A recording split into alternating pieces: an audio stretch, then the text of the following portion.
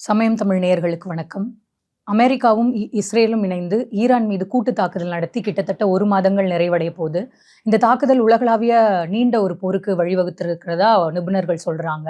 யுரேனிய செறிவூட்டல், அணுசக்தி உற்பத்திங்கிற முக்கியமான சில விஷயங்கள ஈரான் தொடர்ச்சியா செய்யறதாகவும், அது அமெரிக்காவின் எல்லை பாதுகாப்புக்கு பெரிய அச்சுறுத்தலா அமையுதுன்னு சொல்லி அமெரிக்காவும் இஸ்ரேலும் இணைந்து ஈரான் மீது ஏவுகணை தாக்குதல் நடத்தினாங்க. இந்த தாக்குதல்ல ஈரானோட உச்ச தலைவரான அயதுல்லா அலி கமேனி கொல்லப்பட்டிருக்கிறாரு. இதுக்கு உடனடியா ஈரானும் பதில் வினை ஆற்ற தொடங்கியிருக்காங்க. இந்த பதில் வினையா என்ன பண்ணியிருக்காங்கன்னா, அமெரிக்க தளவாடங்கள் அமைந்திருக்கிற அண்டை நாடுகளான கல்ஃப் கண்ட்ரிஸ், அதாவது வளைகுடா நாடுகள்ல ஈரான் வந்து தொடர் ஏவுகணை தாக்குதலை நடத்தியிருக்காங்க. இந்த தாக்குதல் வந்து ரொம்ப இன்டென்சிஃபை ஆகிட்டே போகுது. குறிப்பா வளைகுடா நாடுகள்ல இருக்க எண்ணெய் தளவாடங்கள், எண்ணெய் சுத்திகரிப்பு ஆலை, அரம்கோங்கிறது சவுதியில இருக்க மிக முக்கியமான ஒரு எண்ணெய் சுத்திகரிப்பு நிலையம். அதை வந்து ஈரான் தாக்கியிருக்கு. அதோட மட்டும் இல்லாம மிக முக்கியமான உலகளாவிய ஒரு பொருளாதார வீழ்ச்சிக்கு இது வந்து வழிகோலி இருக்கு. அது என்னன்னா ஹர்முஸ் நீர்முனை மூடல். ஹர்முஸ் நீர்முனைய முழுசா வந்து ஈரான் மூடிட்டாங்க.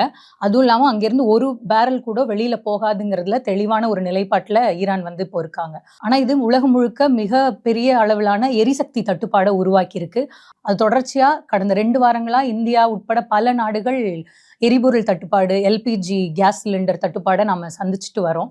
ஸோ இதை சரி கட்டுறதுக்காக சீஸ்ஃபயர் அமல்படுத்தலாம் அப்படின்னு சொல்லி அமெரிக்க அதிபர் ட்ரம்ப் வந்து ஈரானோட பேச்சுவார்த்தையை தொடங்கி இருக்கிறதா சொல்லப்படுது.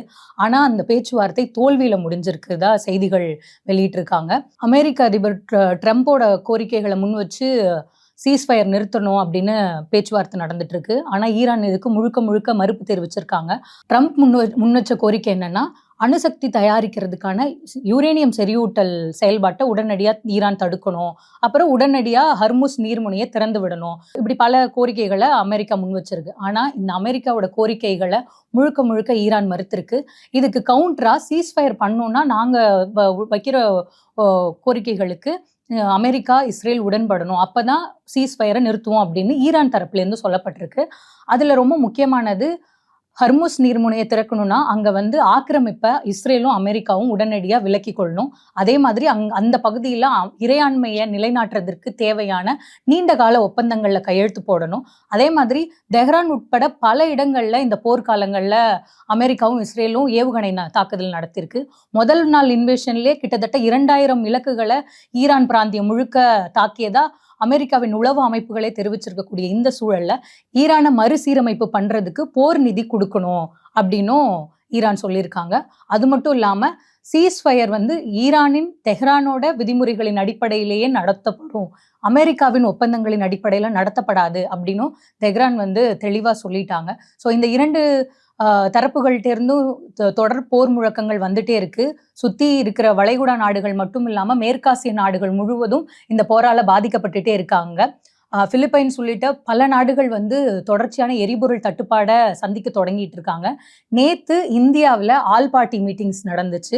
இந்த அனைத்து கட்சி கூட்டத்தில் பிரதமர் மோடி வந்து நீண்ட கால ஒரு தயாரிப்புக்கு உள்ளாகணும் அப்படின்னு சொல்லியிருக்காங்க. அதே மாதிரி கோவிட் காலத்துல நாம வந்து எப்படி சமாளிச்சோமோ அதை மாதிரி ஒற்றுமையா இருந்து இந்த எரிசக்தி தட்டுப்பாடையும் சமாளிக்கணும்ன்றது சொல்லியிருக்காங்க.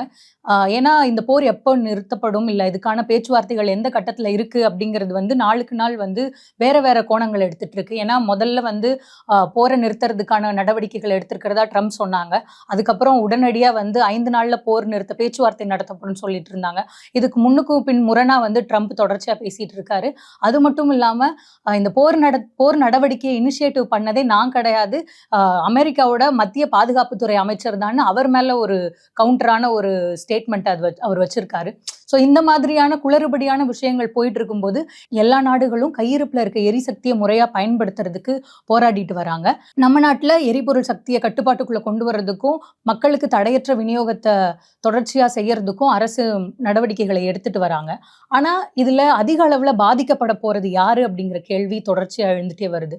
எல்லா போர்க்காலங்களோ இல்லை எல்லா பேரிடர் காலங்களிலோ ரொம்ப அதிகமா பாதிக்கப்பட போறது யாரா இருப்பாங்கன்னா விளிம்பு நிலை அடித்தட்டு மக்கள் தான். ஸோ இந்த கிரைசிஸ்ல அதிக அளவுல யார் பாதிக்கப்பட போறாங்கன்னா அர்பன் புவர்னு சொல்லப்படுற நகர்ப்புற ஏழைகள்.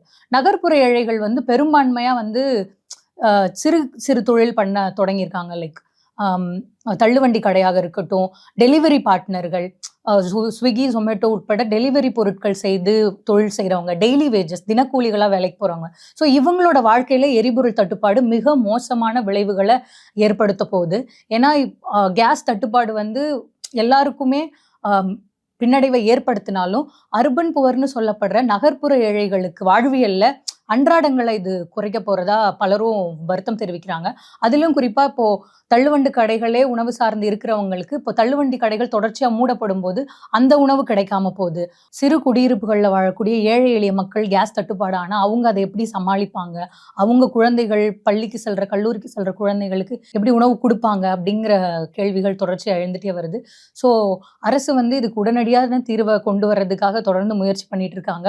இயற்கை எரிவாயு இணைப்பையும் வந்து குடும்பங்கள், மக்கள், வணிக பயன்பாட்டு தளங்கள் மறு உருவாக்கம் செய்யணும்னு முயற்சிகள் நடந்துட்டு வருது. ஆனா இந்த சூழல் எவ்வளோ நாள் நீடிக்குங்கிறது பெரிய கேள்விக்குறியா இருக்கு.